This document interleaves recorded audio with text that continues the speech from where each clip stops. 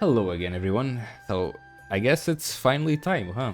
I honestly thought this wasn't actually gonna happen because, I don't know, they actually took a little bit of time. So, like, January is almost over and they're still releasing reruns for New Year characters, but, you know, uh, but yeah, finally, New Year NENEKA is finally getting her banner. As you can see, the banner just got updated to all the New Year characters from some time ago. I don't really need to choose any of them because I have all of them.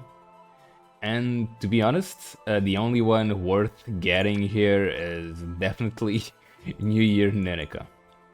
If you are planning on pulling for one of them, is what I mean anyway. Pecorine is a really old unit, not really relevant anymore. Sheffy, New Year Sheffy is very good, especially for AoE situations because she reduces quite a lot of armor, or physical armor. So in those situations, she is quite good, but to be honest, we already have Credita for that kind of stuff, and she's way better. Credita is kind of broken, so yeah.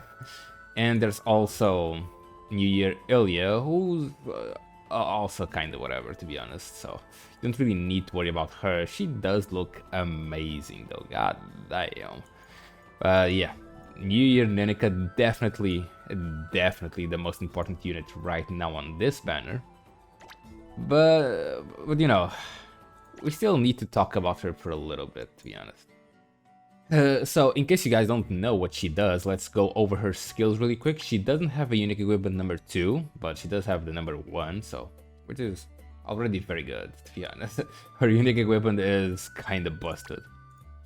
So, if you don't know, she, with her burst, gives a lot of magic buffs, magic attack buffs. So, magic attack, magic critical rate, magic critical damage, and TP boost to everybody.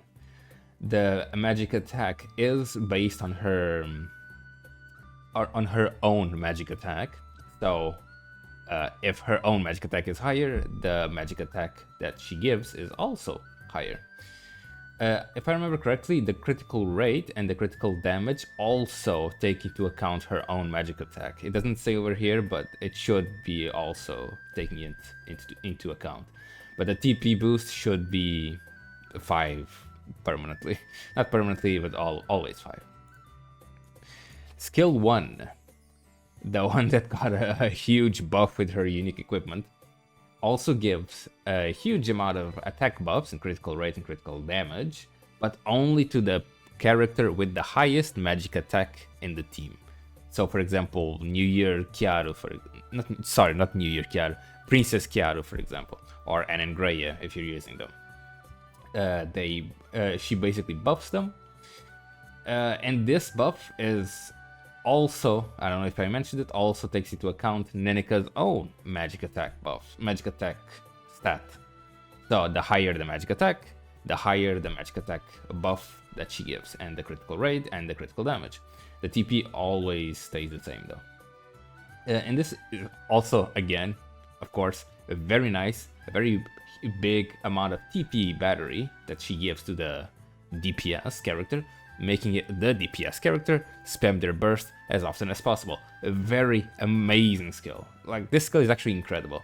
A side note though, the magic attack that she gives actually caps at what, around 17,000 attack or something like that. Because you know, this this takes into account like 27% of her own magic attack. So yeah, this goes up quite fast. So yeah, and 17,000 is already like a huge amount of attack. So being able to give that amount of attack to one character, like to overbuff one character just like that, is kind of ridiculous. So yeah, in the past she didn't have this. The skill didn't take into account her own magic attack, and it only gave like a flat amount of attack, which was kind of still good, but kind of So be sure to actually give her unique equipment, because without it she's still good, but kind of underwhelming. And of course, the critical rate and the critical damage also taking into account her own magic attack. So, very good, very incredible skill. And the second skill, it's honestly her second skill is honestly kind of bad. Really bad. It only heals and gives attack to all allies. Oh, no, it gives attack to the character with the lowest HP. So it doesn't even target the DPS. It's kind of eh. And the magic attack isn't even that high. It's a good amount of magic attack, but if it's targeting like the wrong character, it ends up being kind of whatever. So yeah, this skill definitely needs like a buff. You definitely, I mean, I don't think she definitely needs a new unique equipment because she is already quite strong. But this skill is definitely really bad. So yeah, very good burst, incredible skill 1, very bad skill 2. Maybe that's why, honestly, maybe that's why she hasn't been seen as much use these days. Even though she is still a very strong unit, she hasn't really seen that a lot of use. And another thing I would like to mention, she's actually quite tanky for a support. Like quite a good amount of magic defense and then I'll right amount of physical defense. So she most likely won't just die out of nowhere like Lyrael over here. Lyrael, like, Jesus, she's like built like a piece of paper. Like, look at it, look at this defense. It's really low actually. I mean, okay, not as low as I remembered, but still quite low. But in any case, going back to NENEKA. NENEKA also has a really good synergy with Christmas Yori over here. Christmas Yori, she's a free unit if I remember correctly. She's probably one of the best free units in the game.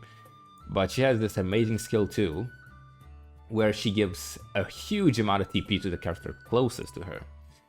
So if you have a party like this, for example, like Yori and NENEKA, they actually stick close to each other quite well. Like you can use like something like this and I don't know, Amis, I guess, and the other NENEKA, the summer one. Like this, Yori will keep giving TP to NENEKA, New Year NENEKA, and that way, New Year NENEKA, if you guys remember, her burst increases the magic attack of everyone according to her own magic attack. So with Yori, she will be spamming that burst so frequently, it's ridiculous. And because she spams it so frequently, her own magic attack will increase by a lot, making her burst give a lot of magic attack, and also making her skill 1 give a lot of magic attack. It's an amazing combination. It's actually kind of ridiculous. I'll probably show like a video on screen of me using this exact team against one of the training bosses, and you'll see like they just deal a lot of damage because of NENEKA just buffs so much. It's amazing, to be honest. NENEKA New Year is an amazing character. It's interesting that she's not been seeing as much use these days, but I guess other characters, I guess, do have more utility besides just giving a lot of attack. So it does make sense. But nonetheless, she is an amazing character. And another thing I would like to mention is the fact that sometimes setting her, or unsetting her, not setting her, NENEKA, not pressing the set button is what I mean, might be better than setting her, because you do want to make sure she actually uses her skill 1 to buff your DPS. Sometimes it's pointless, sometimes it's actually better to set her and to make her buff as much as possible with her burst, but some other times it is important to actually not set her to be sure to make sure she uses her skill 1. So do test out your teams and see if it's actually good to set her or not set her. It can make a difference. Now, should you actually pull for NENEKA? It really depends, right? It depends if you're like at the end game. If you are at the end game, I feel like you shouldn't pull for NENEKA, because again, she hasn't been seen as much use these days. And there are a lot of other characters that are also very good. But if you're not at the end game, it really doesn't really matter. Like, she's a very beautiful unit. She has a really beautiful background. Like, I love NENEKA. New Year NENEKA looks amazing, especially. So, if you're a NENEKA enjoyer like myself, go for it. Honestly, it doesn't really matter if you're underleveled. But another thing we have to take into account, they literally just announced the next event for the anniversary, the Wish event or something. It's probably gonna have Yui, Rei, and Yori as the focus for the event. I'm guessing they're also gonna have their own versions, like a new version or something for Yui and whatnot. Yui, it's been a long time since Yui had a new version actually, so it is very, very likely that Yui is gonna get a new version. And we don't know, maybe she's broken, maybe she's not, who knows? Sometimes the new event characters just end up being broken. And even without the new event characters, there's also the pre-fest, like right around the corner, during February. It should be during February because it's during the anniversary. So as you can see, like just two events, like back to back, really important ones that I feel anyway, with new characters, especially pre-fest. So it is kind of hard to actually recommend going for NENEKA if you do care about the new characters, I guess. I don't know. Yeah. Well, she is, honestly, you can't really go wrong with pulling for NENEKA, but well, you can always like wait for next year. Who knows? For the next rerun, right? Next year. But yeah, that's pretty much it. It's kind of tricky. I kind of don't recommend going for NENEKA, even though she is very strong. But if you like her, go ahead. It's honestly kind of fine. So yeah. I hope this was helpful for anyone. Again, I'm trying to reach 1,000 subscribers. I know I keep asking for this, but I swear I'll stop eventually. But I'm trying to reach 1,000 subscribers. So if you are not subscribed yet, please consider subscribing. It would mean a lot to me. It would make me very, very happy. And also thank you to Lou for the membership. And I'll see you guys next time.